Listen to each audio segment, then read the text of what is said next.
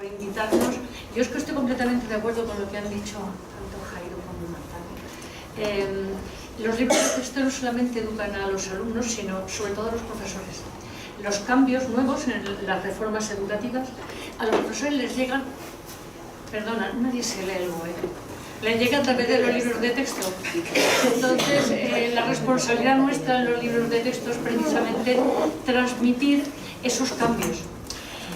Lo que ha dicho Jairo, ha nombrado a Ana López Navajas, que es un ser extraordinario, una mujer maravillosa, que me cogió por banda hace ya algunos años y me enseñó las estadísticas. Mira, Jairo, no las he puesto porque digo, no, lo diré, y ahora veo que las has puesto tú. Me quedé escandalizada. Yo llevo muchos años haciendo libros de texto y me di cuenta, bueno, siempre he metido mujeres, pero en poca cantidad. Entonces, la editorial Vicens Vives hablamos de la incorporación de las mujeres, pero en todas las épocas. No sé cómo funciona esto. O sea, que aquí en la flecha, mira, nosotros no nos conformamos solo con las sin sombrero. Queremos que todos los profesores conozcan, para empezar, hemos cogido tercero y cuarto de la ESO, esto es tercero, para empezar, las mujeres de literatura popular, es decir, tiene que quedar muy claro que son las mujeres las grandes transmisoras de la lírica, empezando por las nanas, que es la lírica más cercana y la que más se oye. Las nanas, las cánticas de amigo. Desde el primer momento, juglares y mujeres están en nuestro libro desde el primer tema. Y cuando la autora, es una autora como Emilio Pardo Bazán, como Teresa Jesús, está al mismo nivel de los varones, y cuando no podemos, porque son poco conocidas, por ejemplo, las poetas musulmanas las tenemos agrupadas. Empezamos en la Edad Media sacando una página doble, pero como ha dicho muy bien Jairo, no hay textos. Yo no pongo ni un solo autor sin el texto. Quien conoce un poeta, conoce un texto de ese poeta, o si es un narrador, un texto del narrador. Empezamos, por ejemplo, con la querella de las mujeres. Fijaos, Christine de Pizan, que es la primera que inicia un movimiento importantísimo en el que dice que las mujeres y los hombres están al mismo nivel intelectual o de trabajo. Mirad esta diapositiva en la que está Christine de Pizan enseñando música, pero también construyendo un muro a las mujeres al mismo nivel. Bueno, pues esta querella de las mujeres que inicia ella llega hasta el siglo XVIII y en España tiene muchísimas seguidoras de una gran importancia, como Sor Isabel de Villena, por ejemplo, o ya más tarde Ana Caro, una autora importantísima en el siglo XVII. Empezamos con Al-Ándalus. Es que os vais a sorprender la frescura de estas mujeres, cómo escriben. La princesa Balada, por ejemplo, llevaba escrito en bordado en su capa: yo soy una mujer libre y doy mi mejilla al hombre que la merece, en versos. Y esto ahora nos parece imposible una mujer musulmana. Pero es que hay otras como Haisa Farhakunilla o Natsum Inalkalay que están a la misma altura que los varones y están utilizando el céger como forma de expresión y están utilizando la poesía clásica. Pero mirad qué frescura, que tiene que llegar al siglo XX para conseguir esta libertad. He pagado poema por poema. Por mi vida, dime ahora quién es mejor poeta. Si soy mujer por mi naturaleza, mi poesía es de hombre, es su forma de buscar la igualdad. Esta es de Natsum bin Alcala, que es una poesía maravillosa. O Hafsa Rakunilla: elogio aquellos labios porque sé lo que digo y conozco lo que hablo y les hago justicia, no miento ante Dios. En ellos he bebido una saliva más deliciosa que el vino. Está hablando de pura poesía erótica en el siglo XII. Luego las mujeres, la condesa de Día, mirad qué verso, de una dama. Estos son todo del libro de tercero de la ESO, no estoy sacando de aparte, no, he hecho foto grande para que lo veáis, claro, porque si no. De una dama que ame sin esconderse. Empezar con esa definición es el amor, sin esconderse. Solo pueden hablar bien de ella los poderosos y valientes. Aparece la condesa de Día, María de Francia, porque en esa época el siglo X fue el siglo de oro de la libertad de las mujeres. Luego vino el Concilio de Trento y les cortó el pelo. Pero hasta ese momento las mujeres tienen una absoluta libertad. En el siglo XV en España, Sor Isabel de Villena, Florencia Pinar, de las pocas mujeres que entran en el Cancionero General, y claro, de ella no tenía más remedio que poner un poema precioso. El amor a tales mañas que quien no se guarda de ellas, si se le entra en las entrañas, no puede salir sin ellas. El amor es un gusano, bien mirada su figura, es un cáncer de natura que come todo lo sano. Por sus burlas, por sus sañas, de él salen tales querellas, que si se entra en las entrañas no puede salir sin ellas. Estamos acostumbradas, en la generación del 27, en la mujer del 27, veréis que muchos dicen discípula de Alberti. Bueno, pues Lorca es discípulo de ella. De este poema Florencia Pinar, Lorca lo utiliza como ejemplo del gusano de mi sufrimiento en los sonetos del amor oscuro. Tengo pena de ser en esta orilla tronco sin ramas y lo que más siento es no tener flor, pulpa o arcilla para el gusano de mi sufrimiento.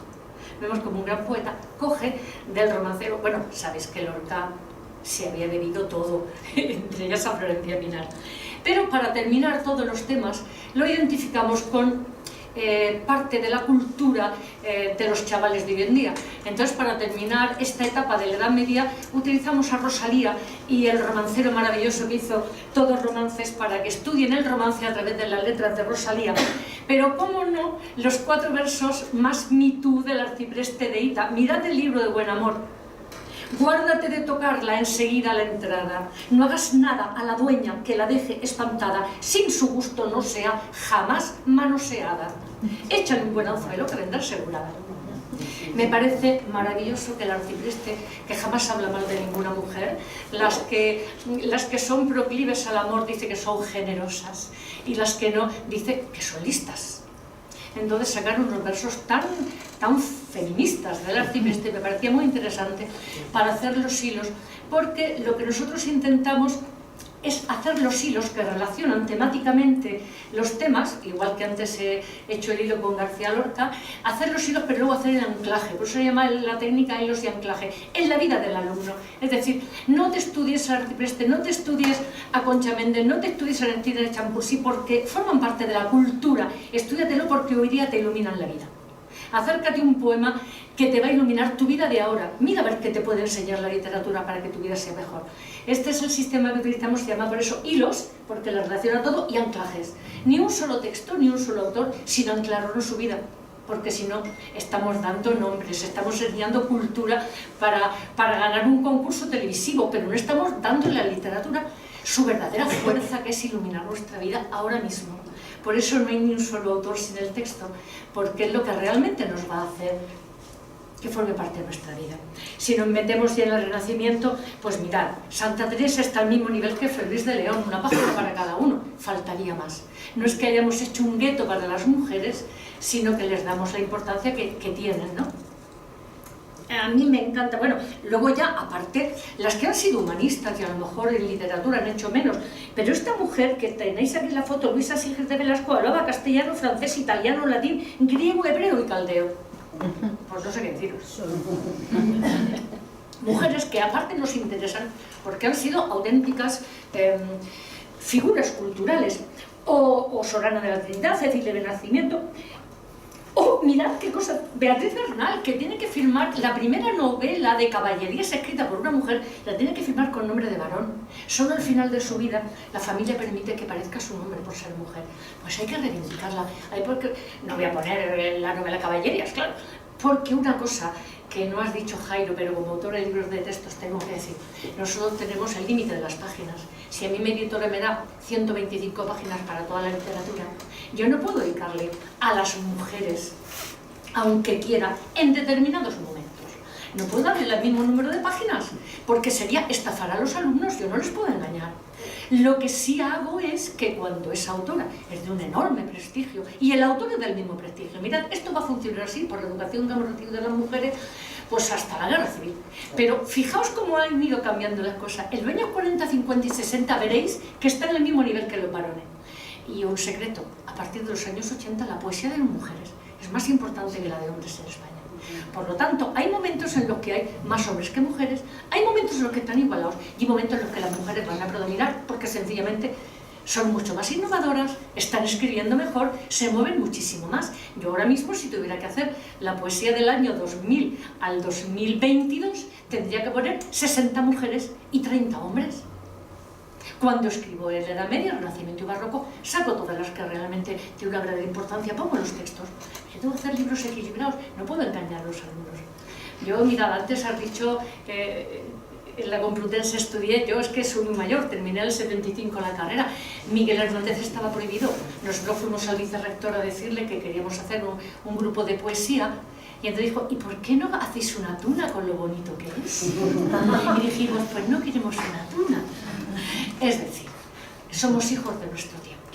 No podemos evitar ser hijos de nuestro tiempo. Y todavía recuerdo, bueno, yo ya os digo, terminé el 75, la paliza que nos dieron porque nos salimos a hacer un recital de Miguel Hernández en la Complutense. Nos dieron hasta que se cansaron. No podemos saltarnos nuestro tiempo. Mi obligación como autora de libros de texto es darle a los alumnos lo mejor de cada época y colocarlo armónicamente en su momento.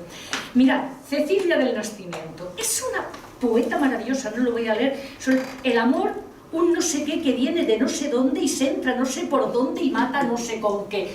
Caramba, esto es pura poesía ya del siglo XVI, antítesis, paradojas, mejor incluso que muchos poetas de la época.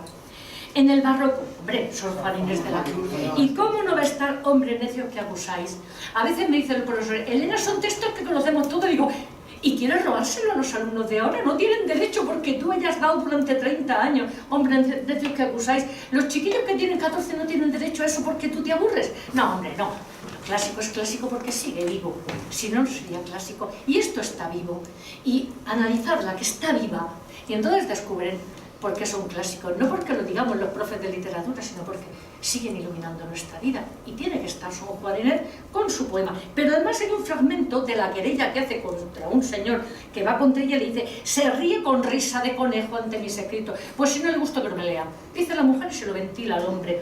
Y aquí viene mi preferida. La primera mujer travestida de la literatura española, Catalina de Erauso, con un texto, tiene una vida apasionante, la meten al convento, se escapa del convento, le roba a su tía, que es la jefa del convento, le roba unas tijeras y toda la pasta que tiene, y por la noche se corta el hábito, se viste de hombre. Después de muchas peripecias, de verdad, leerla es impresionante, se va a América, llega a ser capitán del ejército español. Bueno, bastante cruel, era también una mujer de su época. Se echa de novia, saca la dote, se queda con ella, claro, hace con ellas lo que puede, teniendo en cuenta que es una mujer, pero bueno, hasta donde le permite el asunto lo hace. Una vez la madre de una de ellas la descubre haciéndole sus cositas y la persigue, la mete a la cárcel. Entonces, para decir que ella no ha sido, dice que es una mujer. El escándalo es mayúsculo, pero esta señora consigue que el Papa le permita, con un certificado de virginidad, eso sí, si una virgen estaba perdida, le permita seguir vestida de hombre con nombre masculino, y el rey de España lo acepta, y seguirá toda su vida ya vestida de varón y con nombre masculino. Estudiamos mucha novela picaresca, novela aventura. ¿Por qué no leer a Catalina de Erauso y sus memorias, que es divertidísima? Bueno, pues terrible, mata a su propio hermano en un duelo, es de noche, no la reconoce, no lo reconoce, se lo carga, así directamente. Bien, quiero ir muy rápida para no coger tiempo que no me corresponda. Las románticas, pues claro, cómo no va a estar Gertrudis de Comedia Avellaneda, pero con su poema. Con yo amé, dice cualquiera, esta verdad desolante, todo el mundo es quimera, no hay ventura verdadera, ni sentimiento constante. Gertrudis, la nombramos con poema. Y la abolición de la esclavitud. Este texto tendría que comentarse en todas las clases. Carolina Coronado, por este poema, que además ella hace la defensa de la lucha contra la esclavitud desde un balcón, en unas fiestas del pueblo, al marido lo echan del trabajo, porque era diplomático, lo echan. Ella hace este soneto maravilloso. Si libres hizo ya de su mancilla el águila inmortal los africanos, ¿por qué han de ser esclavos los hermanos que vecinos tenéis en esa Antilla? ¿Qué derecho tendrás, noble Castilla, para dejar cadenas en sus manos cuando rompen los cetros soberanos al son de libertad que te acaudilla? Y termina diciendo, no puede haber esclavos en España, o borras el baldón que horror inspira, o esa tu libertad, pueblo, es mentira. Está en el libro para que los chavales lo comenten, no para que se lo comentemos. Mira, un libro de texto fundamentalmente es la selección de textos, porque el saber común está en Wikipedia, si me apuráis. Lo importante del libro de texto es que elija unos textos muy modernos, muy cercanos a los alumnos, por eso los cambiamos a menudo. Paloma, que es autora del libro de texto como yo, sabe que en escribir tardamos muy poco, pero en buscar textos tardamos días, hasta que encontramos el texto clavado que le va a los chicos. Rosalía de Castro, ¿cómo no va a tener su página completa con 3 textos? En Las orillas del Sar, Adiós ríos, y un primero que tiene al principio, a ver que no se me vaya, sigo. Si yo estoy en el 19, ¿cómo no voy a hablar de las autores inglesas? Estoy de acuerdo que no son españolas, pero ¿cómo voy a explicar el Renacimiento sin Frankenstein? ¿Cómo explico si no la orfandad cósmica del hombre del Renacimiento, su titanismo, su lucha contra Dios y su lucha contra el poder? Es el hombre huérfano, el que no tiene padre. Claro, evidentemente con Blade Runner. Hablamos de los hilos y anclajes, ¿os acordáis? Cuando el mutante le dice padre, padre, padre, pues es lo que está reclamando Frankenstein. Bueno, Frankenstein no el otro, el Frankenstein era el padre. Padre, padre, padre. Le está reclamando. El hombre romántico, la mujer romántica, vive en una orfandad cósmica. Frankenstein lo hace, pues ahí está relacionado con Blade Runner. Claro, porque estos son los hilos. Luego haremos el anclaje. Si tú eres joven, si eres rebelde, si no te encuentras a ti mismo, si no sabes dónde estás, si no te entiendes con el poder del maestro de tu padre, eres un romántico. Estudia los románticos, que te van a hablar mucho de ti mismo. Poemas románticos, para que se reconozcan. Bueno, evidentemente, claro, entramos ya en la literatura del 19, doña Emilia Pardo Bazán y Fernán Caballero, con sus textos. Textos de una, textos de la otra, a doble página siempre. Aquí está ampliado el texto de Fernán Caballero, que como sabéis fue una señora muy lista, muy conservadora, pero que se casó 3 veces y su último marido era más joven que ella, 20 o 30 años. Entonces muy conservadora para los demás, pero ella se conservó lo que pudo en lo que quiso. Bueno, aquí lo tenéis un poco más amplia, entramos ya porque voy muy deprisa en la Sin Sombrero. Y empieza el tema con una fotografía de un cuadro de Maruja Mayo. Mirad que Dalí estaba aquí a pequeñito. Es que este cuadro es magnífico. A Dalí lo conoce todo el mundo, pero a Maruja Mayo no tanto. Ocupando la doble página Maruja Mayo y arriba el beso. Me gustan aquí para hablar las vanguardias. Empezamos con la que le ha puesto Puro, Celay, María Teresa León, Concha Méndez, Leticia Champurcín, con sus textos.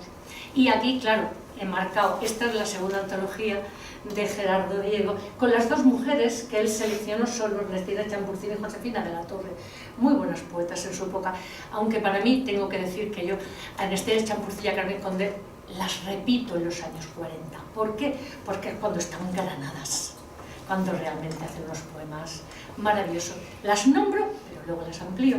Aquí tenemos este poema maravilloso de Ernestina Champurcín en su etapa más mística, más cercana a Dios, su reencuentro con su religiosidad de niña, que al final en su vida se acerca al Opus Dei, pero se acerca al Opus Dei desde el punto de vista del servicio social. Ella va a ayudar a otras mujeres a alfabetizarlas dentro de la línea religiosa, conservadora, pero la parte más social, digamos, la educación de la mujer. Y en América realmente se lanza la educación de las mujeres. Este poema es maravilloso. Como está en el libro de texto, si estuviera el libro abajo te lo podéis ver. Cuando llegue la noche donde todo renace, diré, vengo Señor, diré, no diré nada, pues hará mucho tiempo que se agotó mi canto y hará siglos tal vez que sellaste mi boca. En un lenguaje súper moderno, de una región existencial donde encontrarse con uno mismo es complicado. Ella lo hace con un silencio fantástico. Claro, este verso maravilloso de los años de 1989 de Josefina de la Torre, Mis amigos de entonces, dedicado a Lorca, a Alberti y a todos los que murieron en los que estuvieron en el destierro. Es un fragmento porque el poema es hermoso y largo. Mis amigos de entonces, aquellos que leían mi verso y escuchaban mi música, y lo va nombrando. ¿Por qué este hueco entre las 2 mitades? Es una pregunta maravillosa. Vosotros ayudasteis a la blandura de lo que fue mi nido. Yo me formé al calor que con vuestras palabras me envolvía. Hace un homenaje a sus amigos de entonces y su soledad. Bien, y algo, vuelvo a lo mismo, siempre decimos el influjo de... Bueno, pues Josefina de la Torre tiene un poema maravilloso que influye directamente en Ángel González, en uno de mis poemas preferidos de Ángel González, que es Si yo fuese Dios. Ella plantea en el poema: de haber sido, dice Josefina, sería igual que tú, tan cierta que en mi recuerdo vives, rubia y pequeña, envuelta en la tranquila claridad de tus ojos. Si hubiera sido igual que tú sería, sonriente con tu traje bordado de azucenas. Ángel González, que conoce la poesía de Josefina, dice: si yo fuese Dios y tuviese el secreto, haría un ser exacto a ti. Y todo el poema va en esta línea, con lo que es directa. Y bueno, ¿para qué hablar de Carmen Conde?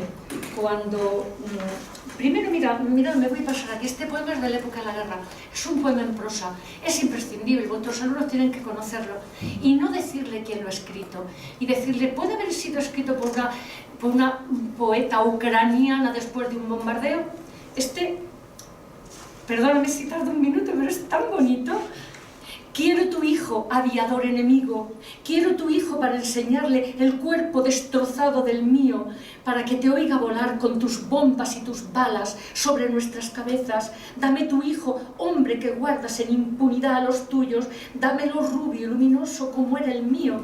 Quiero ver que sus labios suspiran junto a mi hijo, que en sus ojos está el llanto de terror de ti, porque soy madre del que tú has deshecho y quiero que tú me des el tuyo intacto.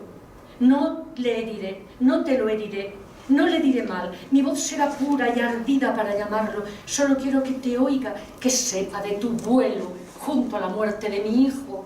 Dame tu hijo, aviador enemigo, yo te lo resguardaré cantándole junto a la tumba del mío muerto por ti. Darles este poema y decirles si hay anclaje o no hay anclaje. Es un poema atemporal, representa a cualquier madre del mundo. Este poema es del 38, por Dios, es del 38.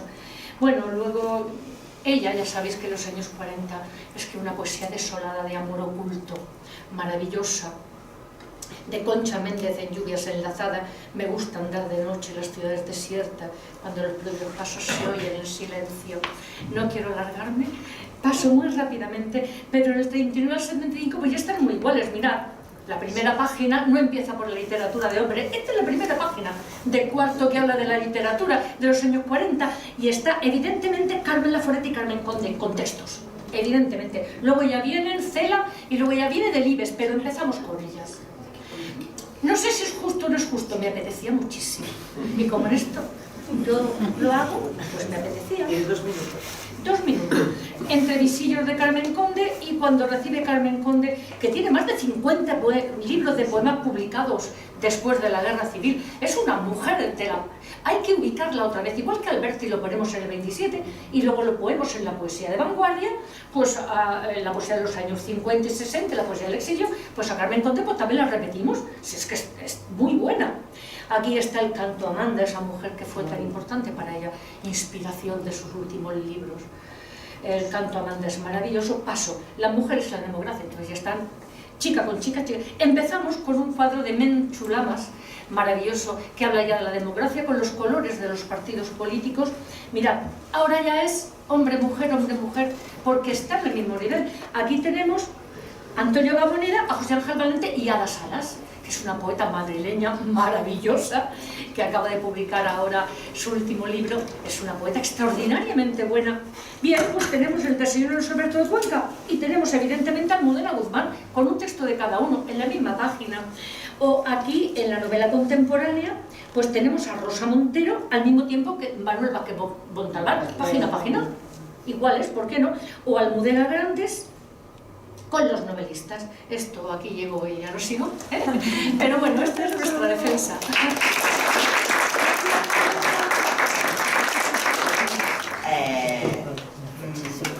Así para hacer un poco de no sé si el concepto sería abogado del diablo, pero creo que para animar un poco al debate, me encantaría que vosotros tres os duplicarais en todo lo que pasa, ¿no? Para que esas experiencias maravillosas que nos contáis sean la total realidad, ¿no? Y sabemos que no es así. Ojalá todas las editoriales estuvieran haciendo el esfuerzo que hace Vicens Vives para incluir a las mujeres. Creo que hay un debate más allá, que después lo podemos... Ojalá todo el mundo se leyera el BOE y toda la comunidad educativa fuera consciente, tuviera el tiempo y los recursos para poder ser buenas y buenos aplicadores de la ley, ¿no? Sabemos que por desgracia a veces las leyes pues, son leyes pero no son impulsos personales y colectivos. Y bueno, y Jairo obviamente muy de acuerdo también en la parte crítica. Sí que creo que hay un avance en ese sentido y que hemos avanzado, ¿no? De casi de 5 años aquí. Yo no soy profesora, pero sí que detecto pues, que hay una evolución. Abro las preguntas, así que si tenéis alguna cosa a comentar. ¿Nadie? Vale, venga. Yo he venido muy tarde y nos hemos perdido la mitad de la conferencia. Felicito la que he oído, me ha encantado. Felicidades. Quería comentaros que nosotros el año pasado, bueno, nosotras somos voluntarias, ¿no? Ya somos un poco mayores, terminamos en el 75, la carrera también. Y bueno, nos dedicamos a hacer un poco de voluntariado, ¿no? Y el año pasado estuvimos haciendo un taller para los chavales en la que hablamos de la mujer a lo largo de la historia y el desconocimiento de ella, ¿no? Vosotros habéis hablado, lo que yo he escuchado, de la literatura, ¿no?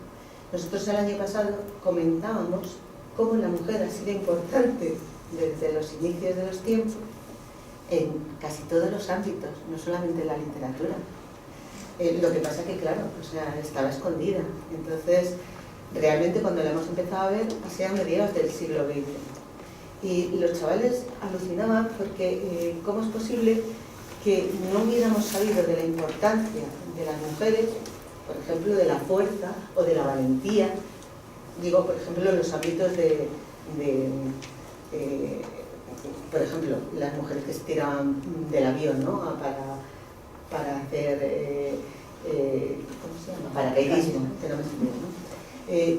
Todas esas cosas, nosotros nunca hemos pensado que las mujeres no lo podían hacer porque les daban miedo, porque no tenían fuerza, pero a lo largo de la historia lo vemos. Entonces, quiero decir con ello que no sé si en la literatura solo, pero sí que me parece importante que a lo largo de, o sea, que en los colegios se estudie a las mujeres en todos los ámbitos de la vida, no solamente en la literatura. Sí, yo te voy a responder, es que has llegado... He llegado tarde. Bueno, que quería poner encima de la mesa esto, pues sí, está muy bien, ¿no? Porque me das pie a una cosa que se me había olvidado decir. Y es que también se habla de la recuperación de las mujeres en el ámbito de las matemáticas y de la tecnología. Eso también aparece en la legislación. Es decir, que prácticamente en todas las materias aparece la reivindicación de la mujer en esos ámbitos. Ahora cuando estabas hablando, digo, anda, pues se me olvidó decir lo de la tecnología y las matemáticas. Y fundamentalmente en la asignatura de biología, sí, los que tienen que ver más también con las ciencias, también el Ministerio de Educación está haciendo un esfuerzo para despertar vocaciones científicas en las niñas. O sea que bueno, que se está trabajando la igualdad y el acceso y que todos tengan la misma oportunidad de acceder a todo tipo de carreras, tanto de ciencias como de letras, como antes se decía. Vale. Quería señalar a propósito de lo que ha dicho usted, la Sin Sombrero no es solamente literatura, porque hay escultoras como Marga Gil-Roset, hay actrices como Josefina de la Torre, hay pintoras como Maruja Mayo y las últimas, Sin Sombrero, exacto. Entonces, filósofas como María Zambrano, o sea que la Sin Sombrero como proyecto educativo recoge no solamente escritoras y el ámbito literario, sino que también recoge otros ámbitos, escultórico, pictórico, filosófico. Bueno, eso cambio de tema completamente, o sea, no cojo tu hilo, pero es una cuestión en relación a lo que comentabas, ¿no? de la ley. Y por supuesto, vamos, yo también estudié Derecho, o sea que imagínate, ¿no? Que entiendo... Tú te lees el BOE. No, la verdad es que no. Me pasé las de histérica, pero bueno. No, pero es absolutamente la importancia que tiene, ¿no? Pero Claro, al final la ley es papel mojado si no tenemos las herramientas para implementar lo que la ley dice. Y aquí viene la pregunta y un poco la reflexión que quería hacer. Y es que yo, para mí, no concibo, o sea, cómo es posible que la institución educativa o el ministerio, ¿no? Pues la institución educativa no trabaje de la mano de la institución cultural, ¿no? ¿Cómo es posible que estos dos entes donde tenemos acceso al conocimiento no estén constantemente trabajando juntos? Y entonces ahí es donde viene la idea, ¿no?, de repensarnos como agentes, ¿no? Yo como agente cultural, desde las artes escénicas, ¿cómo es posible que no estemos en las aulas, ¿no? Que no, de manera transversal, no estemos, pero no como contenidos, porque para contenidos ya están los textos, sino como metodologías y herramientas, ¿no? El poder que tienen las artes escénicas como metodología, pues, para acceder a este tipo de cuestiones como es, pues, la invisibilización de las mujeres, ¿no? De las sin sombrero en concreto. Y bueno, pues ahí bueno, un poco la pregunta o la mano, ¿no?, que quiero tender también es cómo lograr estos estados de encuentro y de escucha entre la institución, entre el profesorado y, pues, las creadoras, las artistas, las creadoras escénicas, como lo queramos llamar, ¿no? Cómo crear esos estados de escucha para realmente ayudarnos, ¿no? Y qué necesitáis para poder, pues, suplir lo que a nivel estructural todavía no es posible, ¿no? Como para mí, claro, yo desde mi punto de vista trabajo desde las escénicas, vale, sí, creamos espectáculos porque la exhibición es básica y fundamental para interlocutar con la sociedad, pero creo que lo que detona el poder de transformación de un espectáculo es todo lo demás que se puede crear, la mediación que se puede generar alrededor, ¿no?, de un espectáculo. Entonces ahí es cuando para mí entra la escuela, ¿no? Entonces la pregunta es cómo, porque entrar en la escuela sabemos que es complicado, ¿no? Entonces cómo os podemos ayudar, ¿no? Cómo generar esos estados para realmente que nuestras herramientas pues sirvan, ¿no? Y creo que la educación, pues, tiene que trabajar de la mano de la cultura, porque si no estamos haciendo las cosas muy mal. Dale, no. Yo no sé si... Bueno, es que, no, sí. A ver, cultura y educación sí trabajan. Pero es verdad que tú vienes de un ámbito muy específico. O sea, nosotros, por ejemplo, lo que comentaba, trabajamos con cultura en el ámbito de las bibliotecas. Trabajamos con el Consejo de Enseñanzas Artísticas también. Trabajamos, pero claro, ¿tú a qué nivel lo dices? Porque vosotros tenéis que entender también que las competencias en educación las tienen las comunidades autónomas, ¿vale? Que ellas también son instituciones educativas, pero autonómicas, las administraciones educativas. Entonces, bueno, nosotros desde el Ministerio hacemos una normativa básica, hablando de BOE, o planteamos unos proyectos que de manera transversal se pueden trabajar en el aula sin meternos en la competencia que tiene la administración educativa. Dentro de las comunidades autónomas sí que hay currículos que ofertan asignaturas relacionadas con las artes escénicas en educación, en los institutos, en los colegios. Por ejemplo, teatro se da. Incluso teatro lo tienen hasta actividades extraescolares de los colegios, que las actividades extraescolares de los colegios son muy importantes. Y un bachillerato artístico que tiene teatro con profesores de teatro. O sea, te quiero decir con esto pero yo que... no hablo solamente del alumnado, sino del profesorado, que son los que necesitan las herramientas, creo. ¿A qué te estás refiriendo? Porque depende de la actividad que tú propongas, no sé, a lo mejor... Creo que una cosa es el paraguas de la administración pública a nivel de gobierno y luego, por supuesto, las competencias que se derivan de las comunidades autónomas. Yo creo que, claro, para mí eso es como demasiado... O sea, claro, el paraguas tiene que estar, ¿no? Pero, y es el principio, ¿no? Pero bueno, a nivel más local, como una institución cultural, Fernán Gómez pues puede trabajar, ¿no? Con la escuela o como una compañía que... Está más por ahí porque es lo que es que puedo, ¿no? que puedo palpar, que es tangible, ¿no? Pero evidentemente creo que aquí nos tenemos que retroalimentar, ¿no? Claro. La institución gubernamental, ¿no? Con el, bueno, pues para eso estamos, ¿no? Hay mucha ignorancia, a veces mucho desconocimiento. Bueno, este es el ejemplo de que sí. Sí, claro, no, y esto es un ejemplo maravilloso de que sí. Lo que has hecho, ¿no, Tania? De juntar la institución y bueno, pero a nivel muy pequeñito es como eso, pues como porque es muy difícil también para una bueno, yo si quieres te cuento, los traspases son complicados en general, no fluye del todo, que es difícil, incluso yo creo que en nuestro país cuesta bastante, por ejemplo, sacar a los alumnos del aula, tenemos una forma de ver las cosas muy, digamos, tradicional todavía, ¿no? Y es verdad que la ley avanza y la conocemos y trabajamos en ella porque además es nuestra obligación. Lo que pasa es que yo creo que en el tema de la coeducación o de la educación en la igualdad de género, yo creo que no se puede dejar todo en la buena voluntad del profesor. Y este es el problema que venimos arrastrando. Por eso es tan importante lo que comentaba Marta, de que los cambios legislativos provocan pequeñas revoluciones, ¿no? Que tienen que ver también con el impulso. Porque también es verdad que las leyes provocan al mismo tiempo también detractores. Es decir, que tampoco la comunidad educativa acoge las leyes, digamos, sino que ya también hay una especie de sospecha de que las leyes cambian, de que no duran mucho, de que llevamos ya muchas, de que no hay consenso, ¿verdad? Entonces, claro, esto crea en la comunidad educativa también complicaciones de fondo, ¿no? Y es verdad que, como comentaba Tania, no hay avances, pero también hay retrocesos en este sentido, porque la ley obliga, pero muy lentamente. Entonces, realmente, los libros de texto sí que pueden solucionar las cosas a corto plazo, también porque tenemos que tener en cuenta que en algunas comunidades autónomas, tampoco sé si en todas, los libros de texto están subvencionados, es decir, hay unos cheques en los que los libros parten de la gratuidad, ¿no? Entonces, claro, son instrumentos ahí importantes también para la justicia social, no todo el mundo tiene acceso a esa información. Pero es verdad que los trasvases son complicados, pero bueno, yo sí te diré que desde mi punto de vista el aula es un teatro de entrada. Y la motivación es que Otra pregunta había. No, tenía ella la mano levantada. Sí, antes sí, para- no sé si iba a comentarte que desde los centros educativos sí que se fomenta el teatro, aparte de que hay una asignatura en tercero o cuarto, aunque no sea bachillerato artístico, en todos los centros como optativa se da la posibilidad de que haya la asignatura de teatro. En esa asignatura de teatro, bueno, hay un currículo establecido más o menos, y el profesor que da teatro tiene ciertas herramientas, hay salidas fuera al teatro, corral de comedias, teatros de, por ejemplo, la Comunidad de Madrid, y luego hay compañías de teatro que representan obras para los chicos, incluso que dan talleres de teatro.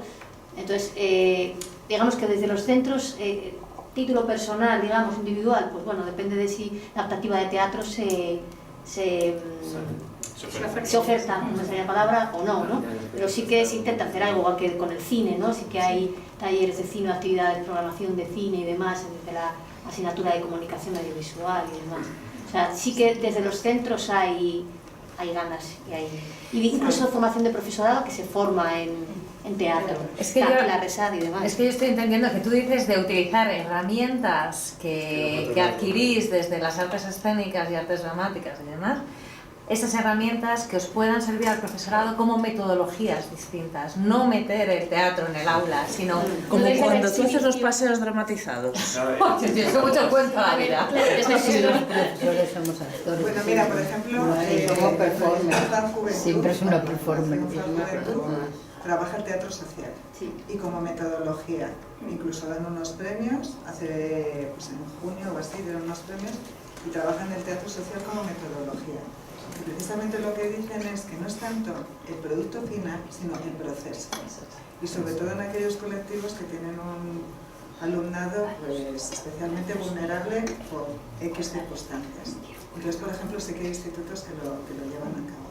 Si estás interesado, te paso el enlace para que veas cómo trabajan y tal. Sí, yo trabajo en eso, o sea que me lo conozco, pero bueno, que quería abrir un poco el debate Sí, para sí. tender la mano de que tenemos que trabajar juntos, ¿no? Bueno, desde Fernán Gómez tenéis el departamento de mediación, ¿no? Aquí está una empresa. Sí, que aquí hay una pregunta también. Sí, sí, de- no, sí. Sí, bueno, yo quería volver a la Sin Sombrero porque he visto la exposición y me ha parecido fantástica y me gustaría que...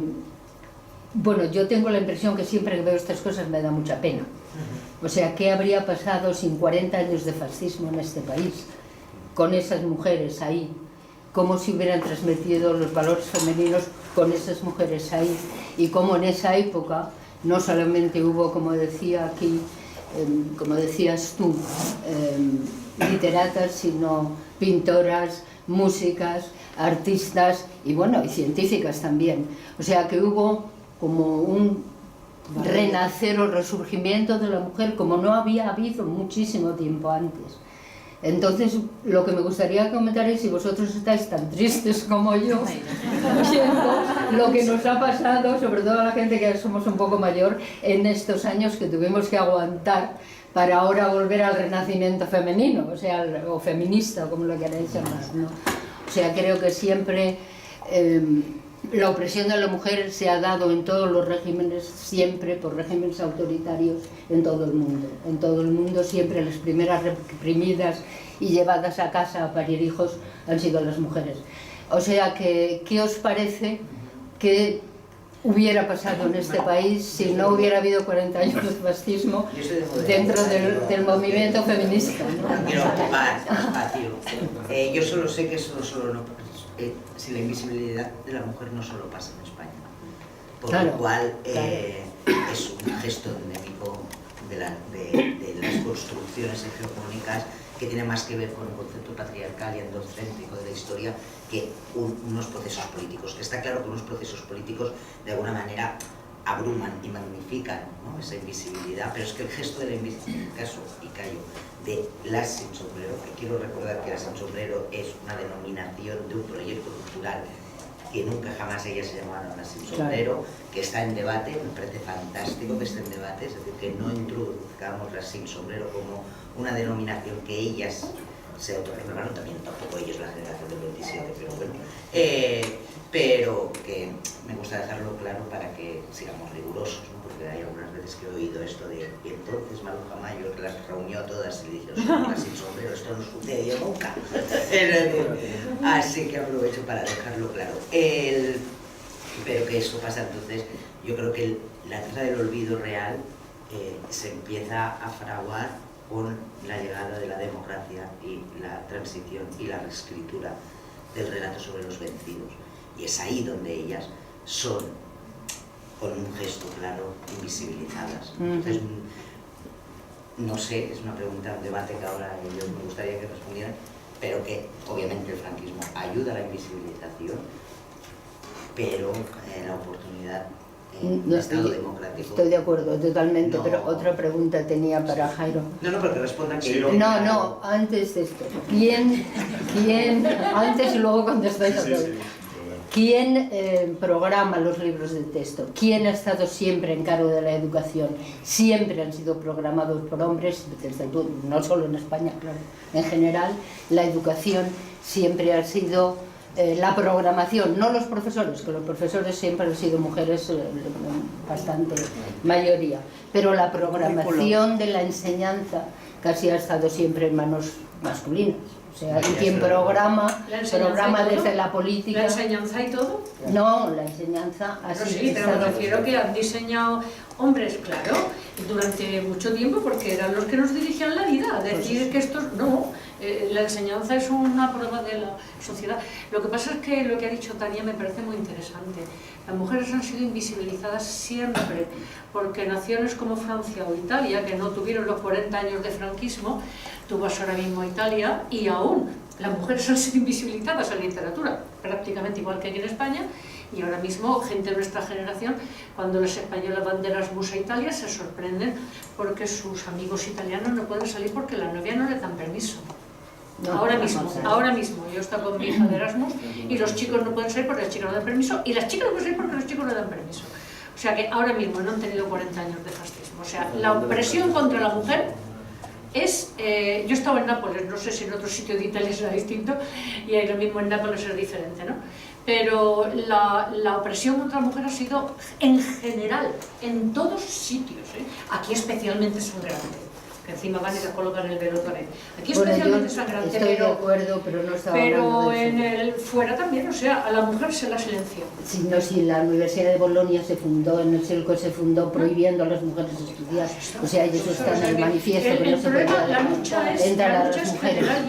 Pero hablando de esta exposición, por eso yo he mencionado la exposición. Sí, yo quería comentar un par de cosas. Lo primero, bueno, yo cuando pienso en ella sí que es verdad que me viene un halo de tristeza. A mí me da tristeza. Y cuando la enseño en clase, como habéis visto, si es que habéis visto o han visto, perdón, ustedes el documental, pues así es como, porque esto no estaba pregrabado ni guionizado, sino que se rodó la clase. Yo les digo que eran más modernas que nosotros. Esto es lo primero que creo que hizo. Es decir, que y cuanto más las estudiamos, yo por ejemplo que me dedico a publicarlas y a bucear un poco en ellas, ¿no? Y en sus herederos y herederas, y te sacan archivos donde ves la distancia que hay todavía, lo modernas que eran respecto a nuestra forma de ver el mundo todavía. Pero al mismo tiempo es verdad que ese halo de tristeza, y hay otra cosa importante que también creo que debemos tener en cuenta, y es que esa genealogía que, como dice Tania, empieza tras la guerra, claro, se nos ha robado a todos, no solamente se le ha robado a las mujeres. Es una genealogía que se nos ha robado a todas. Yo tengo también esa especie de sensación agridulce cuando pienso en cómo yo fui educado y por qué a mí no se me dejó que yo leyera a las mujeres que escribían en mi país.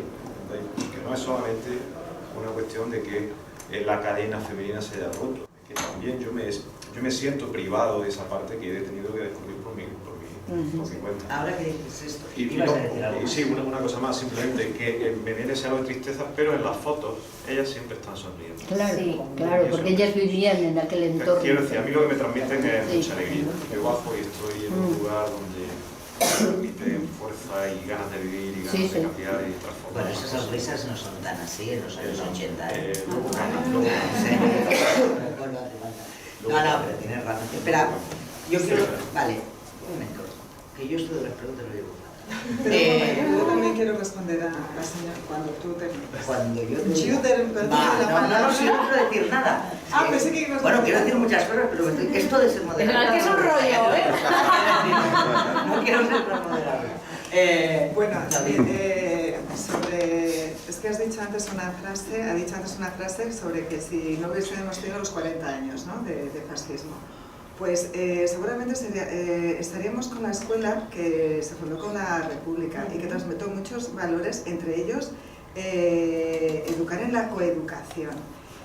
¿Te acuerdas, David, cuando sacamos un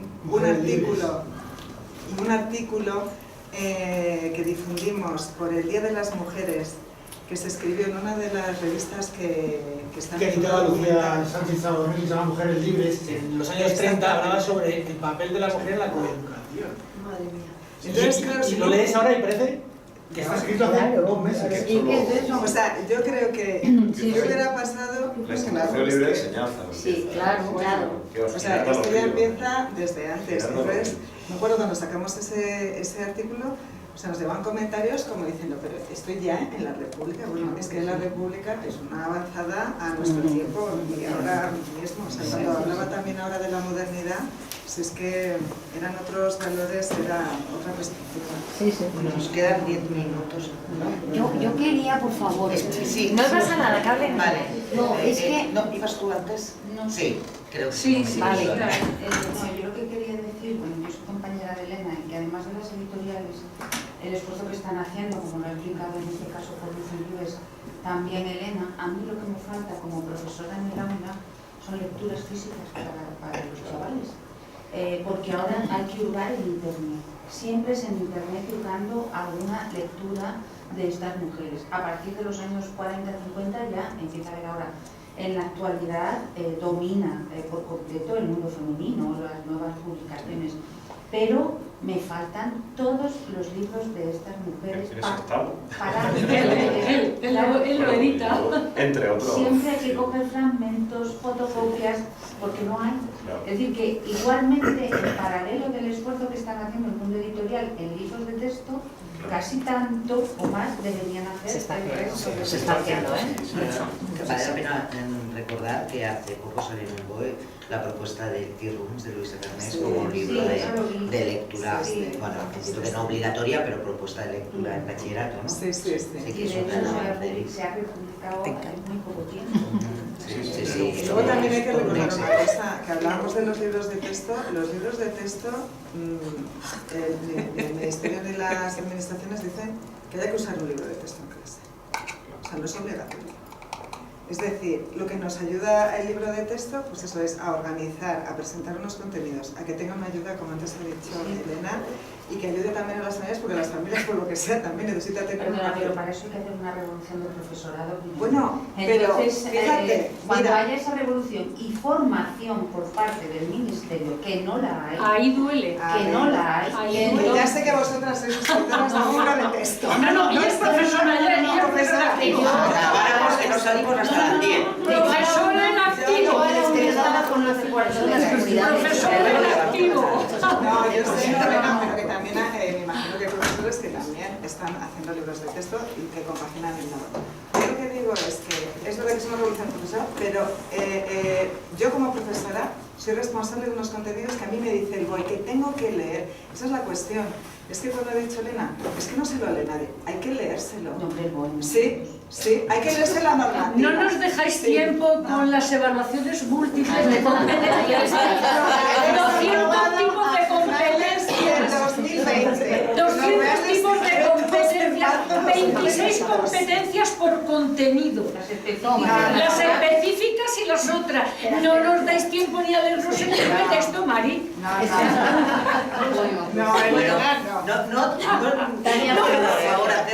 yo sé si me tocan el tema peligro con pero a mí me tocas tú el tema, que es la normativa. Tania, Yo, un momento, porque antes, es que, claro, ahora quieres... A ver, Marta, un momento, Marta. Desde el Ministerio de Educación se dice que se tiene que leer el BOE, así que, por favor, leeros el BOE. Hay que leerse el BOE.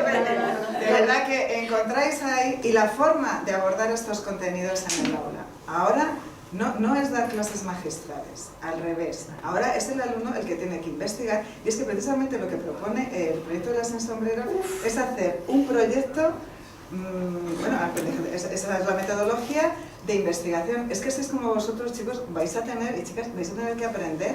Porque esto es para... Así es como, no solamente es, venga, pues como ahora estoy en el instituto y estoy en cuarto de la ESO, solo aprendo aquí tal. Realmente estáis aprendiendo a aprender, porque durante toda vuestra vida lo vais a tener que hacer. Entonces, ¿qué tiene? Ese enfoque es competencial, es decir, vosotros tenéis que saber hacer cosas. Y vosotros para enfrentaros y tener un pensamiento crítico, tenéis que... Pobrecitas. Pobrecitas mías, por favor. A ver, vosotras no tenéis que... Como toques ese tema, ni a las 11 de la noche nos movemos de aquí. Porque si es importante enseñar al profesorado, lo que no puede ser es que un BOE nos diga, cambiad todo, tenéis que formarlo. Dejas intervenir a ella porque quieres hacerle la pista. No veo tema. Es un fracaso. Vete más cizaña. Más cizaña. Salseo, salseo. Vamos a ver, yo soy docente, ¿vale? ¿Quieres intervenir sobre este debate en concreto?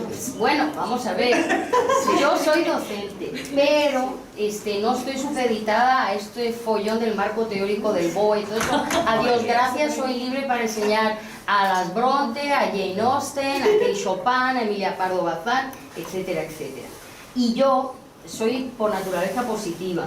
Me ha encantado la exposición, he visto esas mujeres sonrientes, me ha entristecido muchísimo porque soy nieta de maestras republicanas, docentes, pero me ha alegrado muchísimo escucharte a ti porque he visto que se ha reescrito la literatura española con visión de mujer, con visión de autora, con escritoras espectaculares, y eso me parece que es un avance fundamental, independientemente de las guerras del BOE y de las docencias, de esto que he estado viendo del libro de texto y de todas estas cosas.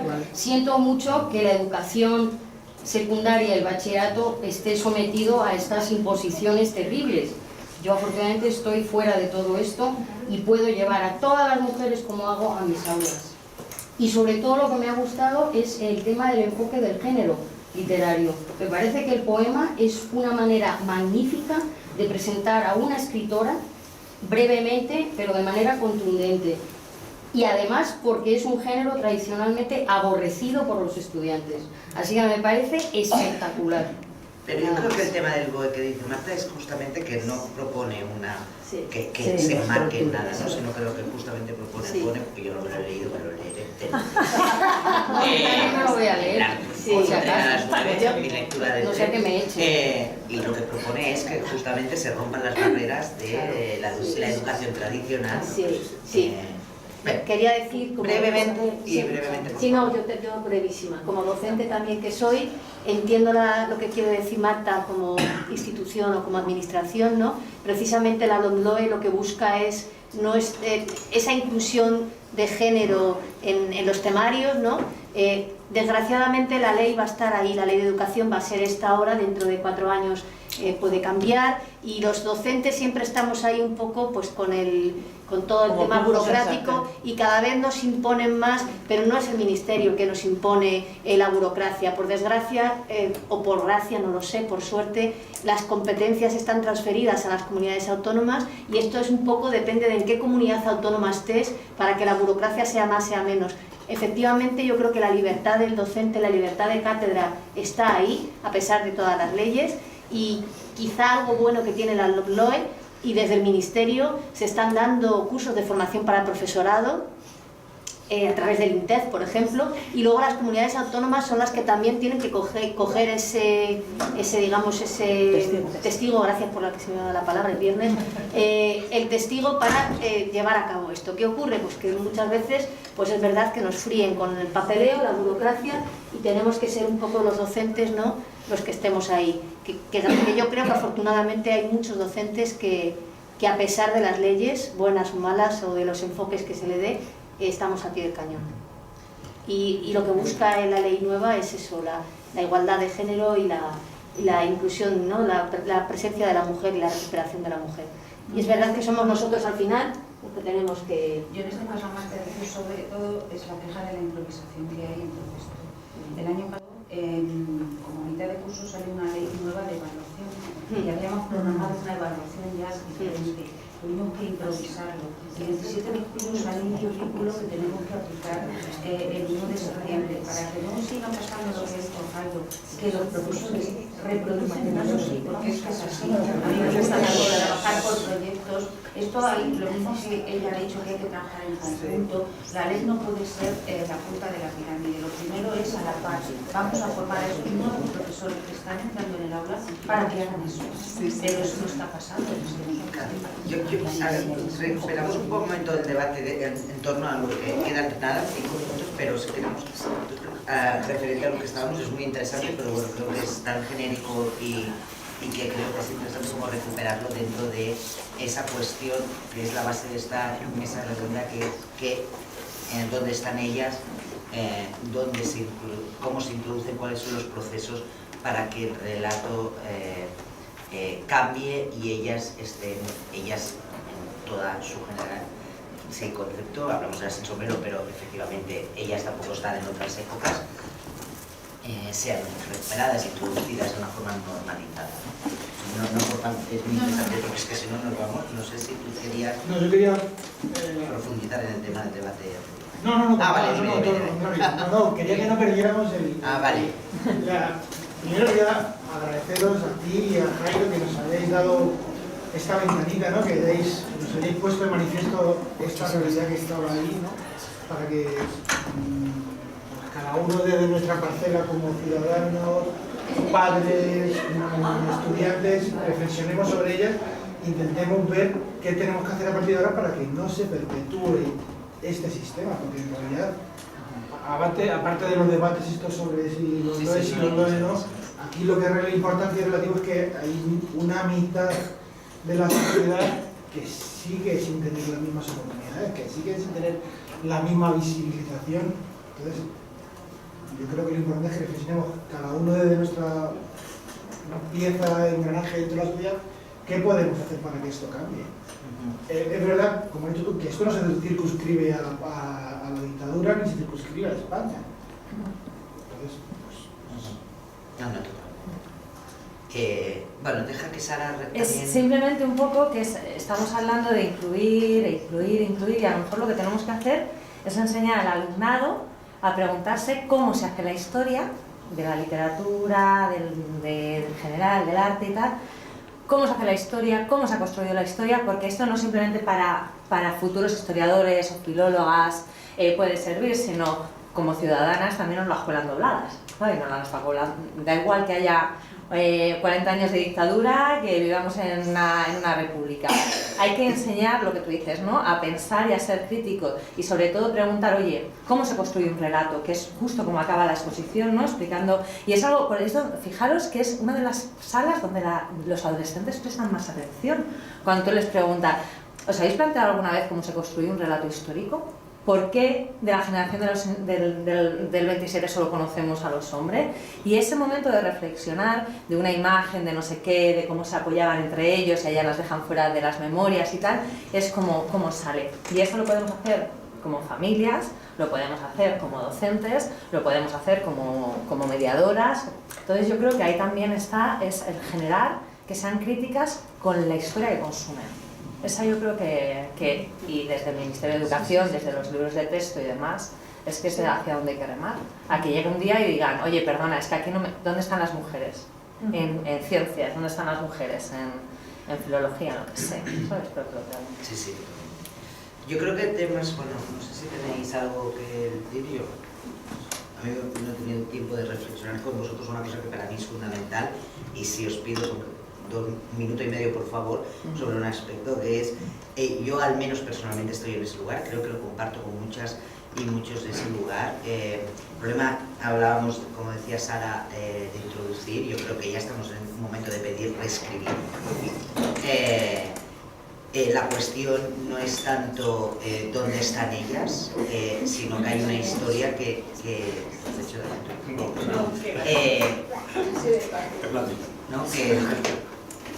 a mí lo que me sopta es cuando ahora que leo una historia en la que ellas siguen siendo como un anexo, ¿no? Por ejemplo, los apelativos de las mujeres del 27 no son las mujeres del 27, son las artistas del 27, si queremos hacer una cierta diferenciación.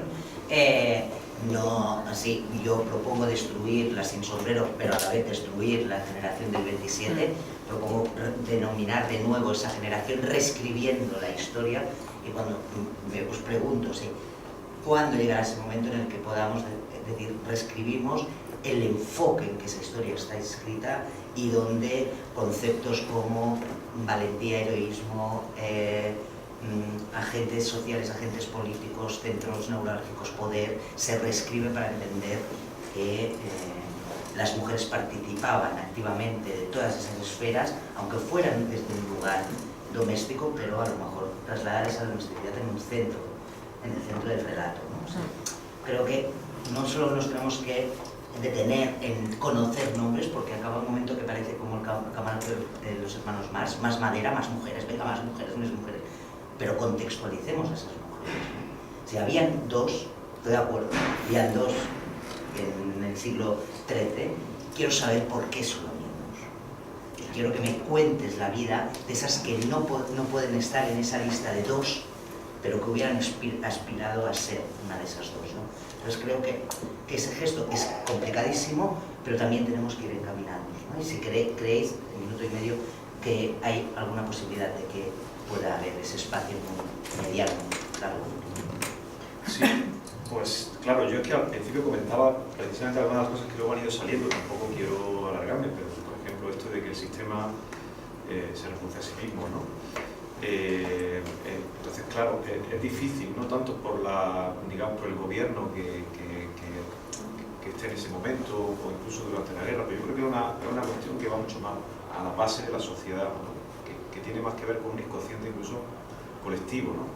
En el que esa opresión es un reflejo de las opresiones infraestructurales o económicas, ¿no? Entonces yo creo que no es fácil. En el momento en que nosotros consigamos darle una vuelta a todo este periodo y que no se convierta en una oposición frente al 27, la sin sombrero, ¿verdad? En el que no sean el apéndice ni estén al margen, sino que se construya un nuevo relato que yo creo que está por construir. Yo creo que habremos conseguido finalmente el objetivo, ¿no?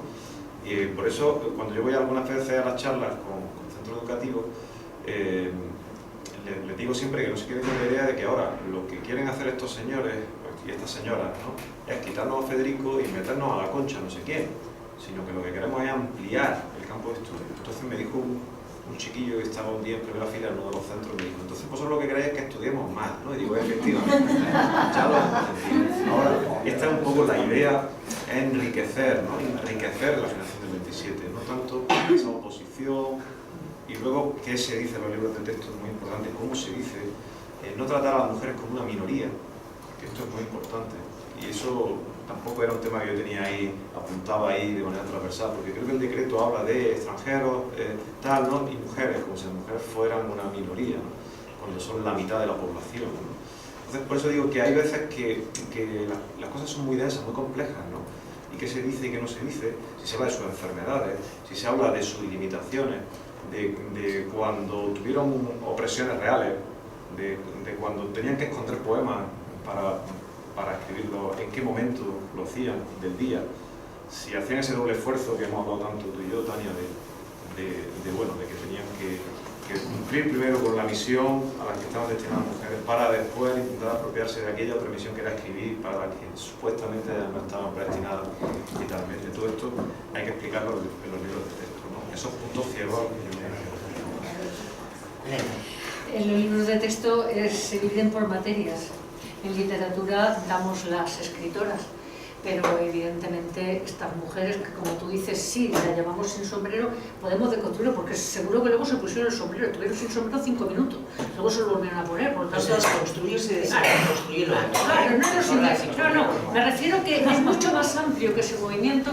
Claro, los libros de arte deben recuperar esas mujeres maravillosas. Claro, cada materia, porque damos las asignaturas por materias, ¿no? O sea, yo no puedo, yo lo máximo que puedo hacer es poner a Maruja Mayo 2 fotos a Margarita Manso, o sea, pero no puedo ponerme a hablar de la maravilla que era la pintora Maruja Mayo. Entonces, pues claro, cuando este movimiento vaya creciendo y llegue al arte, la ciencia, las matemáticas, Ana López Navajas está haciendo un trabajo magnífico. En la Edad Media, precisamente, las bordadoras, las mujeres no escribían en la Edad Media, por lo que hablamos pero sí que cosían y bordaban los tapices medievales, las casullas. Hay toda una historia de las mujeres en las casullas bordadas de los obispos, y ahí estaba su labor verdadera, o en las nanas. Entonces se tiene que rehacer toda una historia cultural, ¿eh? Y entonces se podrá hacer cuando en matemáticas, yo a Ana la cojo, dime matemáticas, dime físicas, dime mujeres que no están aquí, dámelo en nombre para que entren en los libros de matemáticas y física y química. Bueno, nosotros lo estamos haciendo en la editorial y abusando de Ana, para que nos dé mucho material y no se queden perdidas, pero claro, que los que hemos venido somos filólogos. Sí, sí, no. Y esta es una lucha colectiva, así que... O sea que sí que hay que hacerlo, y hay que hacerlo en todas las materias, y fundamentalmente el bordado, que siempre se nos olvida, las mujeres bordaban y cosían. Ahí hay una auténtica historia cultural de las mujeres en la Edad Media y en el Renacimiento en el Barroco. Bueno, pues tú preguntas por plazos, pero yo creo que el tema de la igualdad de género está en la agenda política internacional.